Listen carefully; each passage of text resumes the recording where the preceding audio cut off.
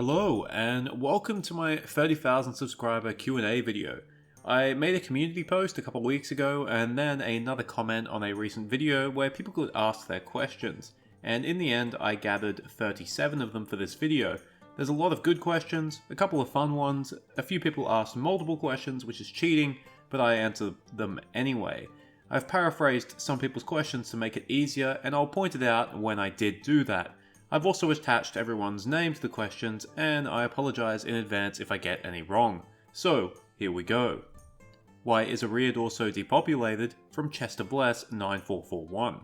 We know why Eriador is so depopulated. It's from a number of different factors, mainly the Angmar War, but also events such as the Grey Plague, and climactic events such as the Long Winter and the Fell Winter. The follow-up from this is, why after 1,000 years after Angmar's fall, has Eriador not been repopulated? Once again, there's a few factors to this answer, the first being the types of people who remain in Eriador. Elves and dwarves are on the decline, while the hobbits and the men of Bree probably have the numbers to engage in some repopulation efforts. They probably don't have the ambition, and they don't have a central authority that can direct and aid such efforts, which would be needed, considering Eriador is a rather dangerous place. You have orcs, trolls, barrow-wights, wolves, etc, etc. The only group that would have perhaps the ambition and the means are the rangers, but they're also few in number and they have their hands full protecting Eriador as it currently stands. What was Eru's original plan for Melkor, and why was he more powerful than the other Valar? From Anonymous HZ2UN. So we don't exactly know what Eru's original plan for Melkor was. Considering everything is seemingly part of Eru's plan, it's possible that Melkor acted exactly the way he was supposed to act, as an agent of free will, the evil that allows people to define good. It's also possible that as the most creative of the Valar, Melkor was supposed to play a greater role in the creation of Arda, before Manwë took upon the rule. Unfortunately, Melkor went bad and ended up destroying far more than creating. As to why he was more powerful, Melkor's chief domain was heat and cold, but he was also given a part of all the powers of the other Valar. He was also much more willing to display said power and cared little for collateral damage, unlike the other Valar who were much more restrained. What happened to Tauriel after the Battle of the Five Armies? From Stigura 83. She probably spent her days getting drunk in the cellars beneath Thranduil's halls, so she could avoid accidentally falling in love with any mortals again. It's a bad idea. What is your favourite non-Lord of the Rings book written by Tolkien? From Karkaris. If we're talking non-Middle-earth books, unfortunately I haven't read any. If we're talking Middle-earth, then definitely The Children of Hurin. It's not a light read, but it's the most complete of the First Age stories, and it offers an amazing glimpse into just how bad things were after the Battle of Unnumbered Tears. It shows just how dark Tolkien could get in his storytelling. I also think it happens to be perfect for any First Age movie adaptation that ever happens. Do you like Star Wars? From Azar is here 6442. I do, but I wouldn't call myself a massive fan. I've seen the movies, but I haven't watched any of the recent TV shows. Honestly, I think the best part about Star Wars are the Jedi, the Sith, and lightsabers. So, no surprise, I really like the Old Republic stuff. The rest of the universe is bloated and has far more bad than good in my opinion. No Disney, I don't really want any more content set between Revenge of the Sith and A New Hope. Please do something original for once. Why did technology not advance in Middle-earth? From Adam. Before I answer, I'd like to apologise to Adam for not being able to pronounce his last name. Polish names are like kryptonite for English speakers. But that's a really good question, Adam, and in the past I've tried writing scripts about that very topic, but have never been able to write one that I like. I think the first thing to remember is that technology doesn't always progress linearly. It isn't like a game of Civilization where you progress up the tech tree. A society or people can exist for thousands of years and not really advance. This is down to a bunch of different factors. It could be environmental, cultural, or even external. For example, technological progress tends to get hampered when you're constantly getting invaded by external enemies, or when your society is basically happy with the way everything is. Another huge factor in Middle-earth is magic. The peoples who probably have the best ability to technologically advance, such as the elves, dwarves, and Númenóreans, are also inherently magical. Essentially, magic mostly fills the role of technology. and as long as magic exists, there isn't any reason to look for alternative means to make things special. Interestingly, the Númenóreans did dabble in science, but in the realm of biology rather than technology. They were trying to use alchemy to extend their lifespans. Where did the Sea of Rune and Nirn come from, since Helkar was there in the First Age, from Cave Troll 666? So for a long time, the Sea of Rune and Nirn were believed to be leftovers from the Sea of Helkar. However, books such as The Peoples of Middle-earth and The Much More Recent Nature of Middle-earth seem to confirm that both Nirn and Rune were around in the First Age, and were contemporaries to the Sea of Helkar. So unless the Sea of Helkar dried out in a ludicrously small amount of time, then the three seas were always completely separate. As to what happened to Helkar, we're unsure. Cuiviénen apparently no longer exists, which would suggest Helkar doesn't either. But we don't know for certain. It might still be there, somewhere in the east of Middle-earth. Perhaps smaller, perhaps partially dried up. How do you feel about the upcoming second season of Rings of Power, from Alan Mike 6883? I haven't followed it overly closely. Honestly, the amount of controversy around the show in the lead up to season 1 was exhausting. Seeing my YouTube recommended filled with videos from rage-baiting grifters really made me sympathise with Morgoth a whole lot more. In saying that, I do hope season 2 was better than season 1, which I would give about a 5 out of 10. It wasn't great, but it wasn't terrible either. There's a lot I would have done differently, and I think the showrunners bit off more than they could chew when it comes to the story, but hey, telling a good story isn't easy. I think the show is definitely still salvageable, but yeah, season 2 needs to be better. At least they will now have the luxury of showing stories that Tolkien actually wrote. Why didn't Sauron use vampires and werewolves in the Second and Third Age? From Ulbin Gelias 6894. This is a great question. Sauron was the Lord of Werewolves and Vampires, so where the hell were they after the First Age? I think the simplest and probably most likely answer is that they were wiped out during the War of Wrath. Alternatively, they might not have been completely wiped out, but what remains of them are in hiding, such as how the Balrog was. Or perhaps they were still around and served as Sauron's closest servants, but in roles that meant that we simply never saw them in the Third Age. Ultimately, your guess is as good as mine. What is your process for producing a video? From Captain of the Ring 1326. First, I think of a topic I'd like to talk about. Then I begin writing a script, my favourite part of the creation process.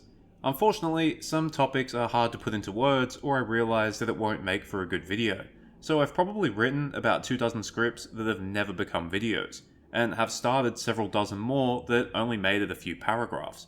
Funnily enough, my most successful video, The Difference Between Sauron and Morgoth, was a script that I had abandoned twice before. After I finish the script, I record it using Audacity. This can be easy or painful depending on how much I trip over my words. Then I get together the artwork or other visual representation I'm going to use for the video. After about 3 years of doing this, I have some pretty extensive folders now, so that part is a whole lot easier. I put it all together in Sony Vegas 14. Yes, it's old, but I'm used to it. Actually making the video is probably my least favourite part of the process, and I often procrastinate like crazy. But funnily enough, once I start, I generally put it together pretty quickly. The music is mostly from Lord of the Rings Online. Trying to match the music to the content of the video is surprisingly tough, but I found a few soundtracks that sort of fit with most things. So yeah, that's it. Fairly simple, nothing crazy. Why do you think Elrond left for Valinor so soon after the War of the Ring? From James Mottram 7117. I think the simplest answer is that Elrond was only hanging around because he was still invested in defeating Sauron. He probably didn't have any real attachment left to Middle-earth. The same can probably be said for Galadriel. So once Sauron was gone, they only hung around long enough to make some final arrangements and say goodbye. This is unlike Celeborn, who still had attachment to Middle-earth, hence why he hung around for a while after Sauron was defeated. Could the Númenóreans at the height of their power defeat Morgoth at the end of the First Age? From Laloarius 6160. I'm going to say a definite no. As powerful as the Númenóreans were, they wouldn't have had anything on the host of the Valar that fought during the War of Wrath. That was an army which consisted of Vanya and Noldor who had bathed in the light of the two trees, as well as Maya such as Eomwe, Herald of Manwë. And even then, they were driven back and almost defeated when Morgoth unleashed his winged dragons. If not for Earendil and the Eagles, things may have gone very badly. So you'd have to ask yourself the question, could the Númenóreans have dealt with Balrogs and winged dragons? Probably not. Should there be a third Dark Lord from Vladimir Ratian? I've heavily paraphrased this question, and that's basically how I've summarized it as. So, should? I'm not sure. I don't really see anything important about the number 3. After Morgoth and Sauron, it seems like a third Dark Lord would be more of a, oh great, not this shit again, sort of scenario. Would there be a third Dark Lord? I did a video on this, and the answer is straight from Tolkien. No, at least not in the form of a spirit like Morgoth or Sauron. Future Dark Lords, if you could call them that, would be mortals. If you could have a say, how would you develop the lands beyond Middle-earth, from Grimkip 460? I would definitely develop the lands south of Umbar, basically the old Númenórean colonies that ended up being ruled by Black Númenóreans. I think there could be a lot of interesting lore in those locations. What were the colonies like? How did they interact with the Haradrim? What were their views on Gondor? And what actually ended up happening to them? Faramir seems to think they were mostly overthrown, but at least some still existed at the end of the Third Age, given the existence of the Mouth of Sauron. So yeah, definitely the Black Númenórean land south of Umbar. If you had to choose an age and location in Middle-earth to live in, when and where would it be? From Svinfilka. If I was looking for a long, peaceful existence, then Lindon at almost any point during the Second or Third Age. It was rarely threatened by the forces of darkness and never actually properly invaded. It would be one of the more magical places in Middle-earth, and if you're ever looking for something different, it's just a short journey to Ered Luin to see dwarves, and depending on the time period, a short and safe journey into either the Shire or Arnor. In saying that, there's a part of me that would yeet myself into the horrible mess that was Beleriand post-Battle of Unnumbered Tears. I'm here for a good time, not for a long time. Do you think Gandalf had a permanent abode, or do you literally think he was a wandering wizard who slept rough and sofa surfed? From James Mottram 7117. Tolkien tells us that he did not have a permanent abode. So yes, he was an expert couch surfer. The fact that he had so many names and was well known to so many people attests to that. In saying that, you were probably more likely to find him in some places than others. I imagine he would have spent a fair amount of time in places like Rivendell or Minas Tirith, and probably wherever he was needed at any given time. Other than Tolkien giving us a list of those Ainur who are Valar, what is the distinction between a Valar and a Maiar? From Istari.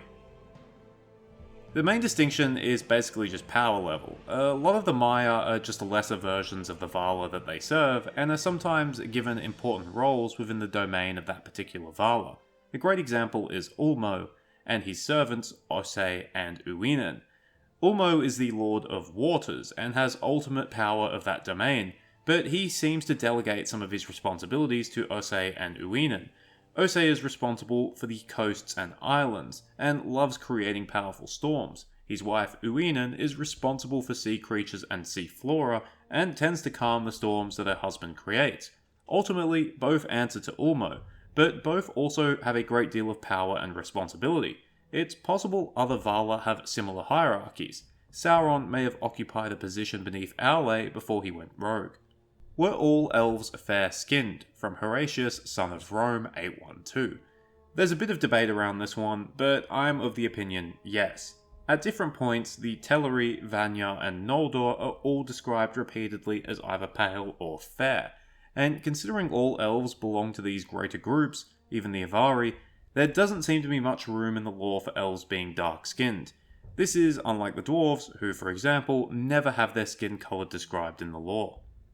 If elves simply get reincarnated in the halls of Mandos, why are things like the kinslaying so terrible, and why do we see so few dead elves, such as Feanor or Fingolfin, ever again? From Lucas Meyer, 9245. Well, the kinslayings are terrible because they were rare and horrific. As iconic as the first kinslaying is, it was probably the least horrific of the three kinslayings. You can make the argument that Feanor never intended for things to get so out of control, and that violence only started when tensions boiled over. The second and third kinslayings, however, were worse because they were vicious, calculated attacks on people who were taken completely by surprise. And looking at the bigger picture, the three kinslayings only aided and hastened Morgoth's victory. They were wastes of life and precious resources thanks to a stupid oath over some stupid gems. That's why they were so terrible. And why do we see so few reincarnate elves? Well, some elves never leave the halls of Mandos, such as Feanor, and possibly his sons. Some stay in the halls for a long time, either to heal the hurts and trauma of death, or because of misdeeds in life. And the vast majority of those who do get reincarnated probably don't want to return to Middle-earth where they might have to die a second time, such as Finrod Felagund. Glorfindel is a very rare exception. What do we know about the areas outside of Middle-earth from Dots 4098? If we're talking the other continents, then we don't know a whole lot. There is a land seemingly to the south of Middle-earth called the Darkland, but we know absolutely nothing about it. It might have been inhabited, but we're never told. To the east of Middle-earth, there is another continent called the Land of the Sun, which contains a mountain range called the Walls of the Sun, the tallest of which is called Calorme. This land was probably uninhabited. Both of these continents were visited by the Númenóreans, but we're unsure if they ever made permanent bases there. After the downfall of Númenor, the world was changed and made round, and it's said that new lands were created where Valinor once was. Gondorian sailors seem to have made it to these lands, but there's no mention of them ever settling them. How would the Valar react if Sauron had defeated the West at the end of the Third Age, from Hans Mouse 4220? I imagine they would have reacted poorly, but would they have done anything? I'm unsure, but I don't think so. They bailed Middle-earth out in the First Age because they recognised that Morgoth was unbeatable without their direct intervention, and that many elves and men were suffering through no fault of their own. But the Free Peoples had proven that they could beat Sauron. I mean, he was defeated 3 times in the Second Age. Sure, the Free Peoples were weaker in the Third Age, and the Valar did send the Istari to even the odds, but if Sauron had been beaten before, he could be beaten again. If they couldn't manage, well, tough luck. It might just be all part of Iluvatar's plan. Was the Black Arrow the only way to kill Smaug? From Vance Lesniak 7235. No, the Black Arrow was a regular arrow in its make, but maybe it was black. Maybe Bard's other arrows weren't black. But it was a family heirloom, and Bard considered it to be a lucky arrow because he always managed to get it back. And to be fair, it was quite a lucky arrow in the end because it hit Smaug in the tiny chink in his armour, and that's what killed him. What path would Gandalf choose? From Laloarius 6160. Unfortunately, we don't know. He does, however, react poorly to Frodo and Sam's decision to attempt the pass of Cirith Ungol. Given Frodo and Sam started towards the Black Gate and made it there before Gollum convinced them otherwise, it might be that Gandalf's original plan was much the same. Get to the Black Gate, and then see what happens. Could Aragorn defeat the Witch King in the Battle of the Pelennor Fields? From Laloarius 610. I think there's a very good chance that Aragorn could have defeated the Witch King. Tolkien himself said that the Nazgul had no great physical power against the Fearless, and Aragorn certainly didn't fear them. And we have precedent of the Witch King fearing mortal men before. It's said that he was afraid of Boromir. Not the Boromir, but a Boromir who briefly served as Steward of Gondor in the 25th century. So the Witch King certainly didn't think of himself as invincible. In all likelihood, the Witch King probably wouldn't even take a fight against Aragorn. What do we know about the Mountains of the Wind, and what are your thoughts about them? From Greywolf 2362.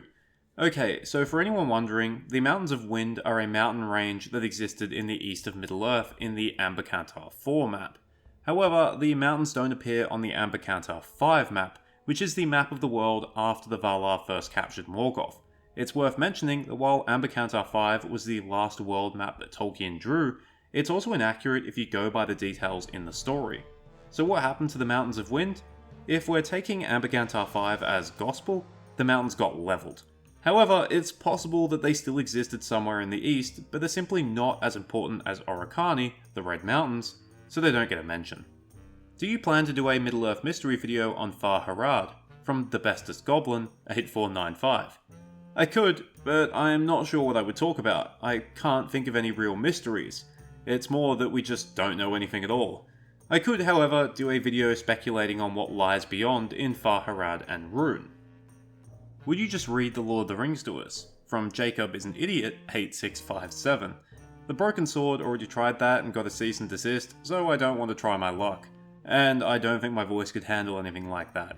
I had to record my complete history of Rohan video across 3 sessions, and that was 2 hours. I can't imagine how long it would take to read Lord of the Rings aloud. At what point was Mithrandir seduced to the dark side, and was he before or after Bane's rule of 2? From Alpha Sierra Zulu. Definitely before, because Mithrandir would recognise the rule of 2 as the absolute contrived nonsense that it is. Could Smaug have destroyed the One Ring with Dragonfire while Bilbo was lurking around in his treasure? From Fished. At least according to Gandalf, no. Gandalf believes that not even the fire of Ancalagon the Black could harm the One Ring, so I doubt Smaug could too. How does Gandalf know this? Well, he doesn't, at least not for certain. He hasn't tested it like one would a scientific theory, but it is Gandalf who generally knows what he's talking about, so I think we should defer to his knowledge. Could Bull Roarer Took beat the 2002 All Blacks forward pack in a game of rugby? From M. Diggy Dog. I always try and remain rational in my beliefs, but here I'm going to display my blatant biases and say yes because I have an utter disdain for rugby. It's a boring sport and it saddens me that, internationally, it's far more popular than Rugby League, which is much more exciting and the players are far more athletic. So yes, I'm sure Bull Roarer Took could run circles around the All Blacks forward pack of 2002 because they're not used to running, more so throwing themselves onto the ground. Rant over. The War of the Elves and Sauron begins in 1693, but Sauron does not attack Eriador until 1695, years into the war. How exactly did the war begin? From Tales of the Eldar, 8688. This is a great question, which I've paraphrased and shortened. Tales of the Eldar asked about the men of Calanadon and suggested that they might have had something to do with it. And I'm going to say, yes, you might be right. The war started in 1693, but Sauron didn't enter Eriador until 1695. So what was going on those first 2 years? As we know, Sauron's forces also invaded Rhovanion during the war, so it's possible that before invading Eriador, Sauron was busy subjugating men in Calanadon and Rhovanion who might have opposed him, before feeling that his supply lines and reinforcement lines were secure enough to invade Eriador. After the war, Elven or Númenorian historians might have then learned that while Sauron didn't attack them until 1695, his armies had been marching and pillaging since 1693, so it's possible that they then backdated the starting date of the war. Where do you think the main settlements of the Dunedain of the North are? From For the Warhammer. The general consensus in the community is that the Dunedain Rangers lived in the Angle, a strip of land between the Mythythel and the Bruinen.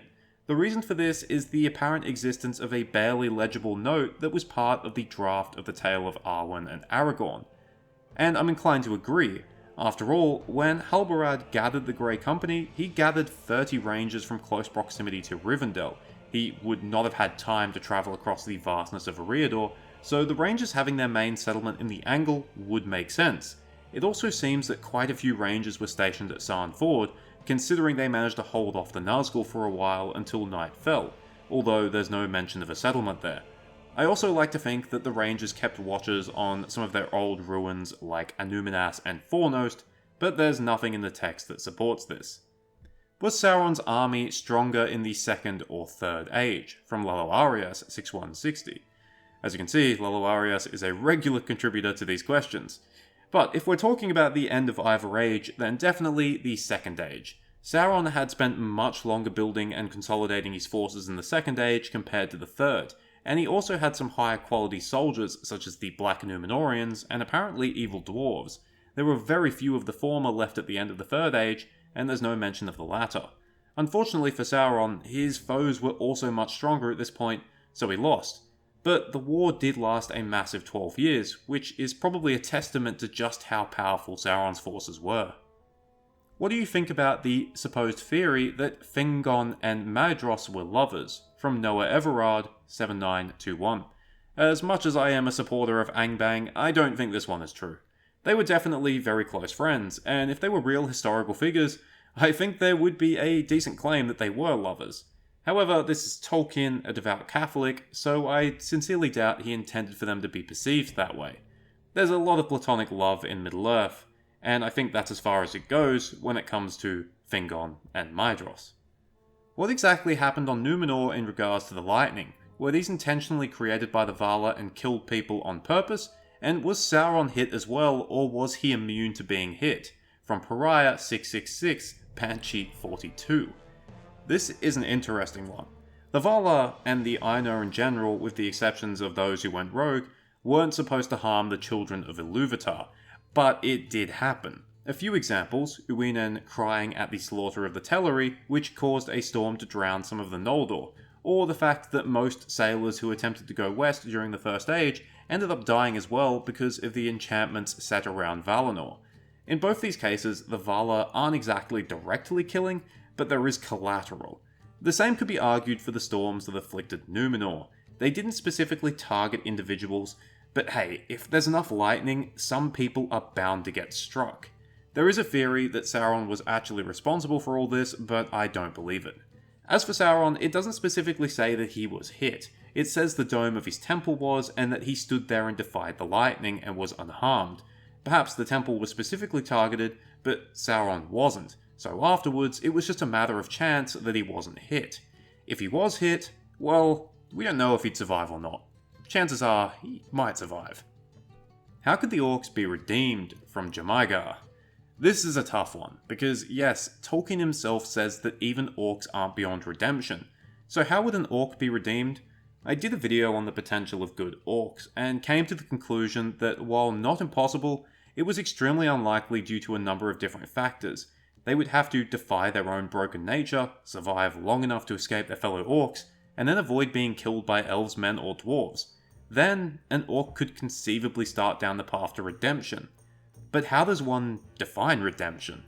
For an orc, I guess it should be easy, just don't be like other orcs. But how would the Valar or Ilúvatar judge that? I mean, what even is an orc, and how would they even be judged after death? It opens up a massive can of worms, and perhaps it would have been easier for Tolkien to keep orcs as inherently evil cannon fodder. But his Christian faith prevented him from doing so. And that's it, guys. I want to thank everyone who has subscribed and watched my videos, and I want to thank everyone who has contributed a question to this video specifically. It was actually a lot of fun, and I look forward to doing more for any future milestones I may hit. I also intend to do some live streams again at some point, perhaps not about anything specific, but I definitely haven't abandoned the idea. Anyway, cheers, farewell, and remember, I'm so fucking glad no one asked about whether Balrogs had wings or not.